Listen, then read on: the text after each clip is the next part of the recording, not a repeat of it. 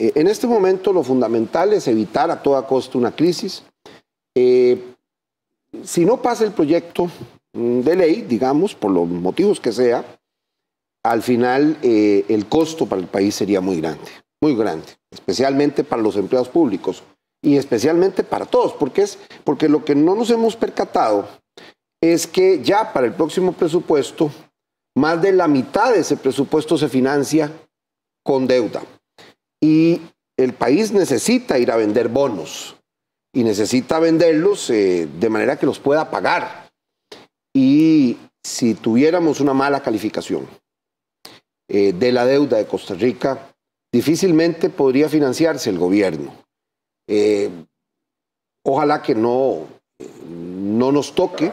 Yo espero que al final, soy optimista y sé que al final tendrá que aprobarse, porque la alternativa es mucho peor. Y es mucho peor especialmente para los empleados públicos. Luego, porque al final tendría que ir el gobierno para financiarse a tocar las puertas de los organismos internacionales, que son mucho más duros y pondrían ya condiciones mucho más exigentes. Uno en la vida tiene distintas opciones, distintos caminos para escoger. Pero si no pasara este proyecto, con todos los defectos que puede tener, porque no hay ningún, repito, en una democracia no hay proyecto perfecto, no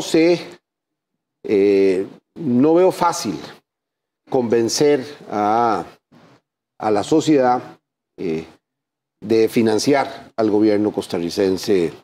Y además hay otras características de nuestra deuda. Una buena parte de la deuda de los acreedores son fondos de pensiones, son la caja, son el INS, entonces no es un tema de que deje de pagar el gobierno deuda, porque además el gasto ordinario se paga con deuda, se está pagando con deuda. O sea, para poder pagar los salarios, para poder pagar aguinaldo, para poder pagar salario escolar, se necesita vender bonos. Y sinceramente yo creo que la situación del país no da para mucho más. Hace unos años se podía, digamos, patear el balde y decir, bueno, tenemos un margen, todavía no hemos llegado y podemos seguir endeudándonos. Yo no creo que tengamos ese espacio hoy. Estamos en una situación muy diferente. Yo lo que llamo a la cordura, a la razonabilidad. Yo no puedo creer que uno se molesta con el dueño del taller y lo quema. Los empleados se molestan con el dueño del taller y lo queman. Bueno, se quedaron sin trabajo. El tema es que uno debería, en ese caso del taller, uno debería buscar una fórmula razonable dentro de una asamblea legislativa que está muy dividida. Ninguna fracción tiene ni cercano a la mayoría y por tanto lo que hay son acuerdos posibles entre fracciones mayoritarias que puedan alcanzar un proyecto viable. No el proyecto que cada uno tiene, no el proyecto del gobierno, no el proyecto de una fracción o de otra fracción, un proyecto que sea viable, porque no hay posibilidad de hacer un proyecto perfecto. Repito, porque hay grupos y hay puntos de vista y probablemente la gente en Costa Rica no valora los equilibrios. Fíjese que en la primera propuesta venía 4% sobre la... Ya al terminar la administración anterior, venía una propuesta de 4% para la canasta básica. Se baja al 2, se baja al 1. En una voluntad de encontrar alguna fórmula de acuerdo. Pero hay alguna gente que de todas maneras dice, no importa. Incluso ya habían llamado a la huelga cuando ya se había quitado la canasta básica. Es decir, el tema es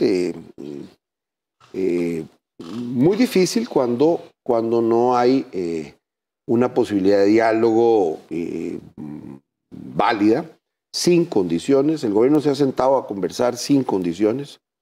No les ha puesto a ninguno de los representantes condiciones, ni le dice quiénes son los representantes, ni le dice cuál es el temario. Digamos, todo el temario está abierto. Obviamente sin condiciones, porque poner como condición que se retire el 20.580, que tiene ya un año, y con 208 bis de fracciones legislativas, eso es casi como decir empiece otra vez un proceso que puede durar 2, 3, 4 años. Porque la realidad hasta ahora lo que nos ha enseñado es que por muchos años no ha sido posible tener un proyecto fiscal. Por supuesto que los proyectos fiscales a nadie le gustan especialmente. Sí, pues porque todo el mundo preferiría no tener que pagar nada por los servicios públicos. Y por supuesto que todo el mundo querría que además le den más beneficios. Eso también es parte de la vida y de las ilusiones de todas las personas. Pero el proyecto por lo menos garantizaría que no se tuviera que reducir derechos adquiridos. Claro que no podrían crecer en la forma en que venían creciendo, eso es así, porque es una medida de contención del gasto, pero no de reducción de beneficios o derechos de los trabajadores. Por supuesto que si no se diera el proyecto, seguramente cualquiera que fuera el gobierno tendría que tomar otras medidas más dramáticas. No porque las tome el gobierno, porque las tome la realidad. Vea, nosotros los costarricenses tenemos que percatarnos qué es lo que está pasando.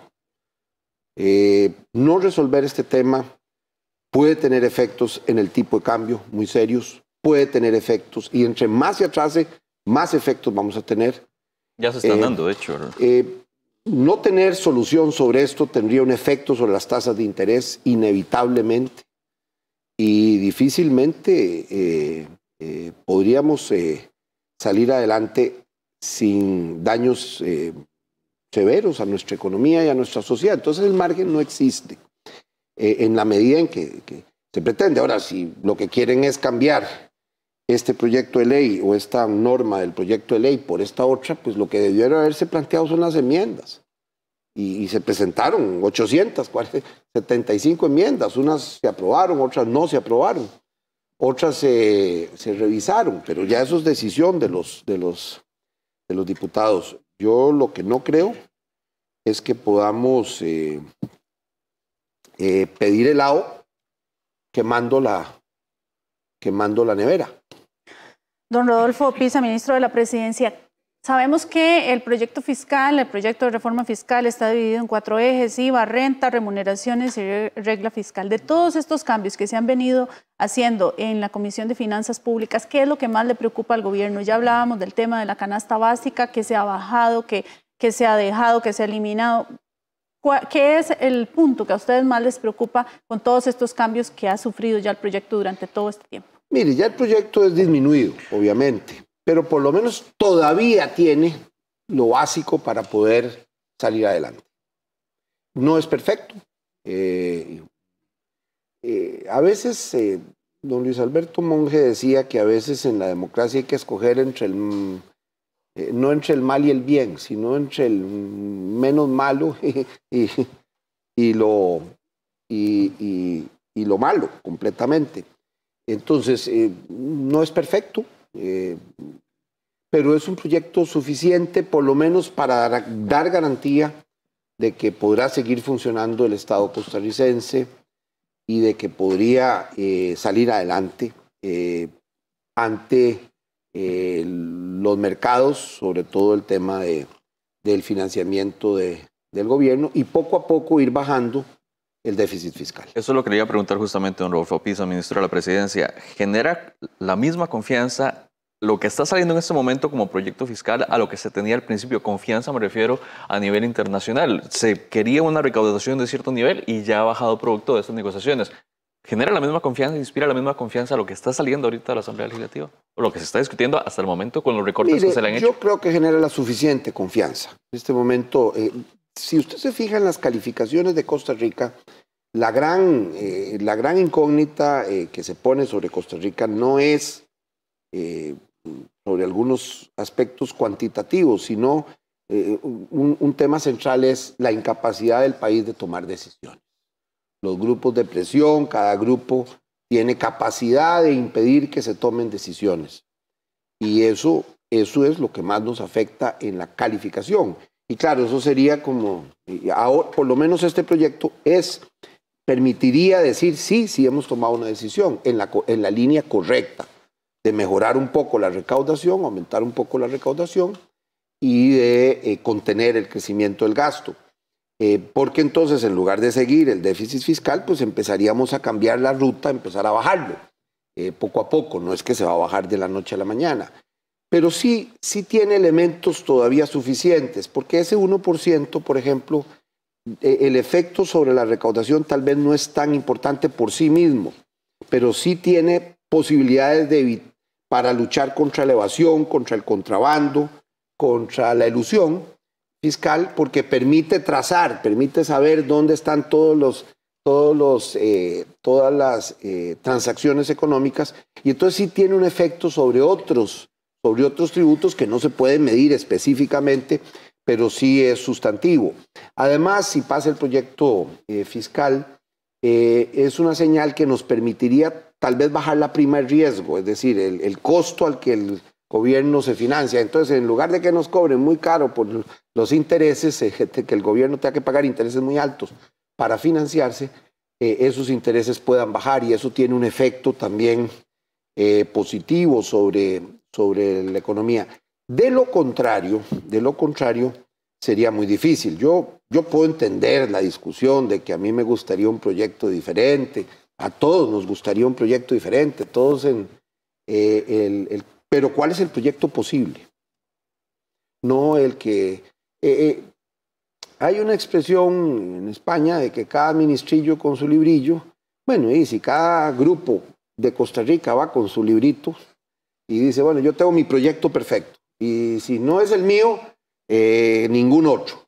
Bueno, eso no es posible y no es conveniente en una democracia. Una democracia tiene que nutrirse desde el punto de vista de los sindicatos, de los empresarios, de los sectores sociales, de los grupos religiosos, de los grupos que no son religiosos, de los partidos políticos que tienen distintas gamas filosóficas, y al final esa amalgama es lo que nos permite vivir en democracia.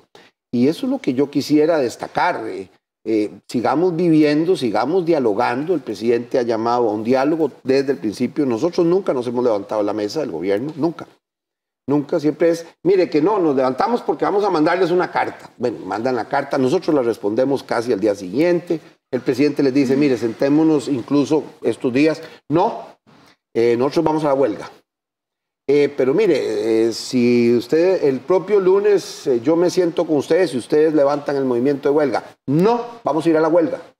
Es decir, no importa, quiero helado, aunque esté quemado, aunque ya no tengamos ni nevera para poderlo mantener. Don Rodolfo, vamos a ver, nosotros que pues en el diario vivir estamos con muchísima gente que le consulta a uno también estas cosas, y todos los costarricenses dicen, ¿por qué se va a grabar la canasta básica? ¿Cuánto va a ser la repercusión de esta grabación? ¿Por qué la educación privada no? ¿Por qué no se bajan las pensiones de lujo? ¿Por qué a las grandes empresas no se les cobran suficientes impuestos? Son parte de las consultas que uno escucha a la gente. Tal vez si les podemos ir contestando a ellos. En primer lugar, sobre las pensiones de lujo, incluso el gobierno...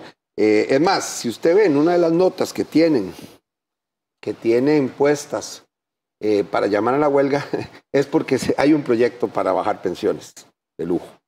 De manera que, para que ubiquemos bien todos los temas. Mire, el gobierno incluso convocó a sesiones extraordinarias un proyecto de ley para quitar las pensiones de lujo.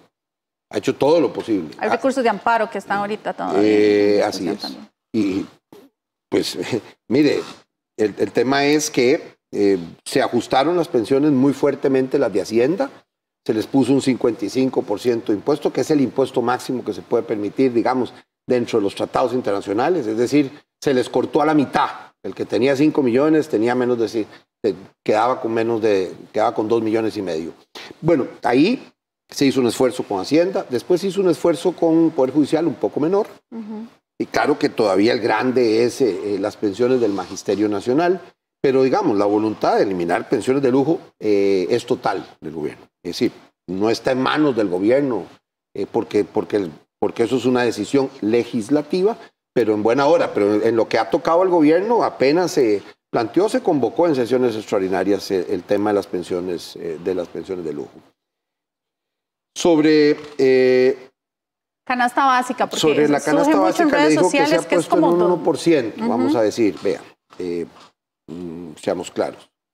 Si usted compra 100.000 colones de productos de la canasta básica, el impuesto sería 1.000 colones. Es decir, sí, efectivamente tiene algún muy pequeño, pero digamos que eso es como decir que sería para los sectores más vulnerables, eso es como que suba el gasto 0.4% de su gasto. Un 1% aumento de sueldo es muy superior, es decir, cuando se vea el salario mínimo, es muy superior a cualquier impacto que pueda tener. Y en cuanto a la gente que no tiene ingresos, están las pensiones del régimen no contributivo, hay la voluntad de todavía incluso aumentarlas y de mejorar. La gente que recibe subsidios del INA también, del IMAS, también para buscar ahí que por lo menos los sectores más vulnerables no se vean afectados de ninguna manera. Una crítica que se le hacía justamente a este tema del 1% es que no está establecido dentro del proyecto que se va a pasar al régimen no contributivo, decía Eduardo Cruchen, diputado de Restauración Nacional, que es como un acuerdo verbal. Mire, el proyecto tiene un transitorio que dice que deberá compensarse los efectos sobre el sector social. No dice que específicamente el régimen no contributivo. La voluntad del gobierno, uno de los temas más directos, porque hay más de 10.000 personas solicitando pensión del régimen no contributivo. Bueno, con algunos fondos extra podríamos aumentar el número de personas que reciben algo. Yo creo que en eso hay la voluntad. Yo no tuve ninguna obligación, pero en mi periodo se aumentaron muy sustantivamente las pensiones del régimen no contributivo cuando yo fui presidente de la Caja, y además se aumentó el monto en más del 50%. Se subió el monto y además se aumentó cada año sustantivamente el número de pensionados. Después se aumentó mucho el monto, pero más bien bajó un poco el número de pensionados. Después volvió a subir un poco el número de pensionados y se mantuvo el monto. Pero digamos que hay una voluntad, obviamente, al final, de ayudar a la gente que menos tiene. Cualquier gobierno, esa es su obligación principal. Pero digamos, si no resolvemos el problema fiscal, la situación se nos puede volver muy difícil. Yo sé que la gente, cuando uno le habla del pasado, lo ve tan lejano que ni piensa que puede pasar. Mire, Costa Rica ya vivió una situación de esa, por no tomar decisiones en el orden económico. Y hay países del mundo que han tomado esas decisiones y fueron muy dolorosas. Porque el gran problema es que si usted no se ajusta a tiempo, el resto, la economía lo ajusta. Pero digamos, eso es como cuando viene un huracán, usted ya lo prevé, que en una semana y le dice a la gente, mire, saque las cosas de su casa porque el huracán va a pasar por ahí, protéjase. No, yo no me voy. Yo no me voy porque, claro, ya cuando lo ve venir, entonces sí sale corriendo, pero ya perdió toda la casa. O perdió todos los enseres, por lo menos lo más valioso, que podía haberlo protegido si hubiera tomado las previsiones del caso. El problema con la economía es así. Al final siempre pasa una factura independientemente de un discurso o de un debate ideológico.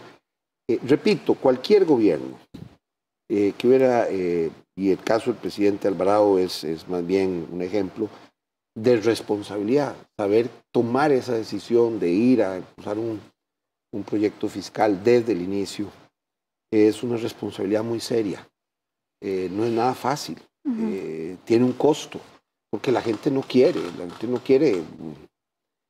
pero si no le hacemos caso al médico, en este caso a los economistas sobre el tema, el resultado será no ir al quirófano, sino ir al Camposanto.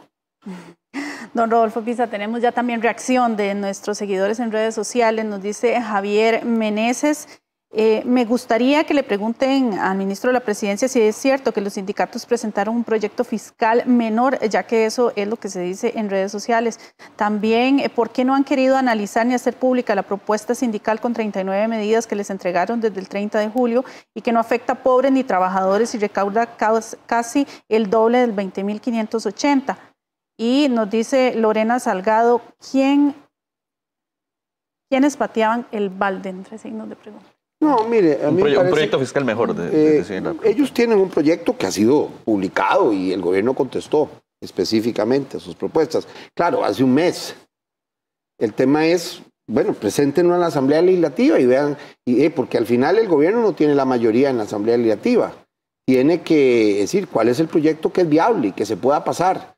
Y bueno, cuál es el impacto sobre el crecimiento económico, porque tampoco se trata de hacer un proyecto que uno diga, bueno, que todo el mundo pague el doble. Bueno, ¿cuánto crecería la economía?